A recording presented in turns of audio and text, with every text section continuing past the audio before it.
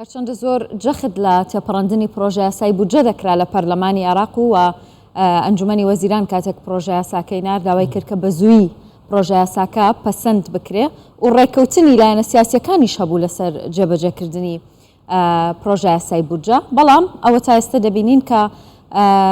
هەندێک لە پەرلەمانتاران تێبینیان هەیە لەسەر بەشێک لە پرۆژە یاساکە و دانەوێت جارێکی دیکە بیگەڕێنەوە. دەمانێت لەسەرم بابەتە گفتوگۆی زیاتر بکەین بەڕێز ماجد شنگالی ئەندامی پەرلەمانی عێراق لە دهۆک لەگەڵمان دەبێت. کاک ماجد شەو باش، سپاس کە میوانی کوردستان 24یت.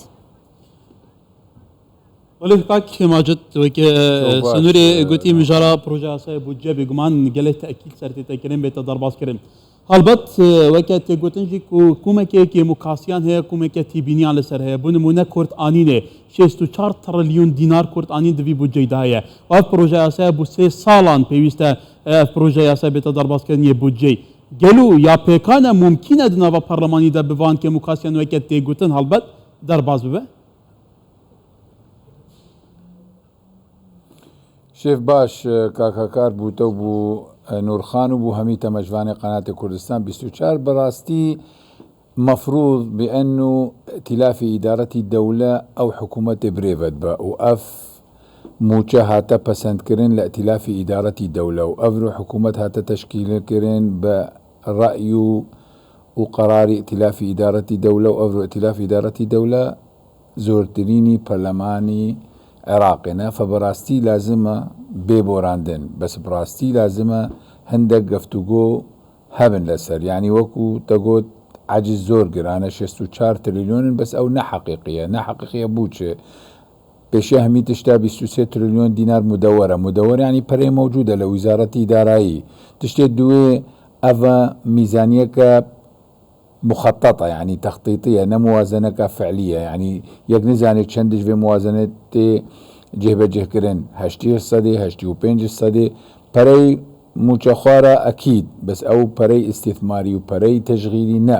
احتمال 75% بتني فما عجز نمسألة كي زور كرنجا لأن هتانا هاجي عراقي لهمي سالي خدا نيزينجي 75% ميزانية خو جهبجه نقرأ تشتي وزارة زور برا ترخان كرنا بوزارة لسر حساب باريزگاه همي 2 تريليون ونيفن يك وزارة نيزينجي 3 تريليون و3 تريليون وهندك 4 تريليون براستي افجي جهة برسياريا لان همي زانن افرو همي مشاريع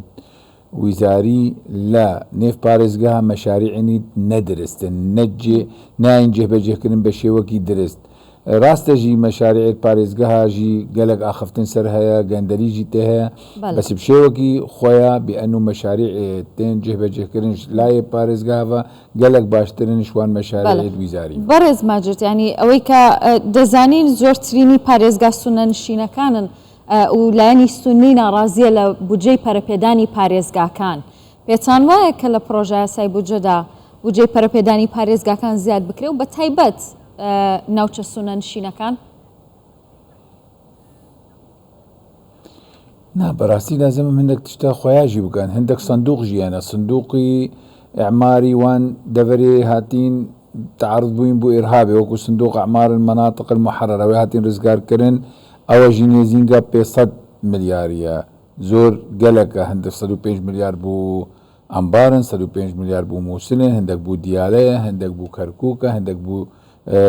شمال بابلة أفجت هي صندوق إعماري ناصريجي هي صندوق إعماري نوتشي كرا شنغالو سهل نينو ب5 ملياري براستي هندك بري ده هي بس براستي لازم هندك شوان بري هاتي ترخان كرن بو وزارتا بنقل كرن بو باريزگاه جا هندك راديبون لهمي باريزگاه نه بس باريزگاه سنه باريزگاه شي عجي قالك نرازينا تايبجي او باريزگاه او قالك تعدل يبون وكو مثنى وكو ديوانية لان وقوتي نسبة هجارية الفان باريزگاه زورة نيزينجي 42-50% وخدمات جي زور خرابن وخاصة ديوانية ومثنى ولكن ما جت طلبت سنوريكش برسندين ينسرك دنابا بودجيدا وهر صال بقومان تبيني سر هيك ما جت نفقات سيادية باركي جلك بنفقات سيادية تترخان كرن ده همان دم ده باركي جلك بوزارة برجرية هات كخرج كرن كو جلك جاران تبيني سر هي جندالي لفي بارتي تكرن بو كرينا شكان هروها بيجمان كومك بابتو برسنتن هنا ليل دور نفقات سيادي و باري افصالات كترخان كرن كان دقل ولغور ياسايا داريجي نابا بروجا ياسايا بودجا بو 3 سالان بسر هبه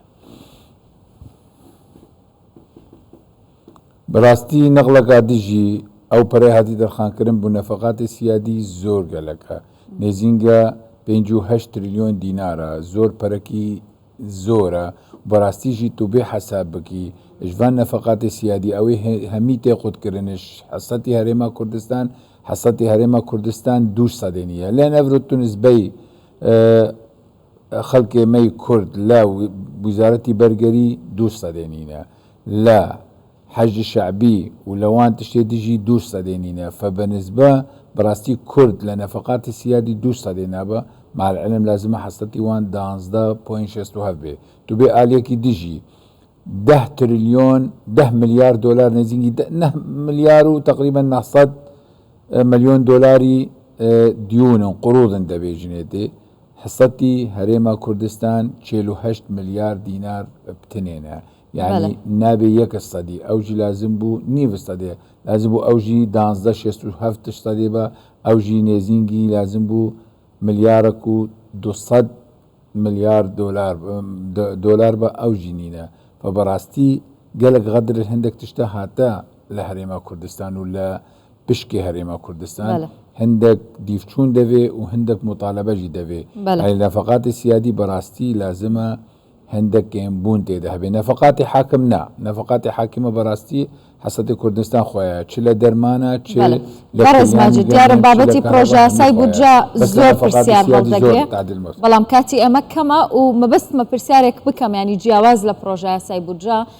امرو ايوا وكو شاندك سرداني مسلطان كردبو ما بس ما بزانم كامانجي سردانا كتان تشيبو بو مصل اماجي سرداني ما لموصل لان اورو براستي هندك لياني سياسي وبتايبجي او جماعتي وعتقدو ريجرينا لا امري تكليفي غزوان شبكي وكو ريفبري ناحيي بعشيقه اوجي استحقاقك انتخابيه واستحقاقك جمهور وخلق ما اي كرد و بارتيه لوان ناحية لأن أفرو ما وكو بارتي نه عندنا برلمان لموصل هنا أم حزبية كم لموصل لسهلي نينوا هفت عندنا برلمان 5 بارتينا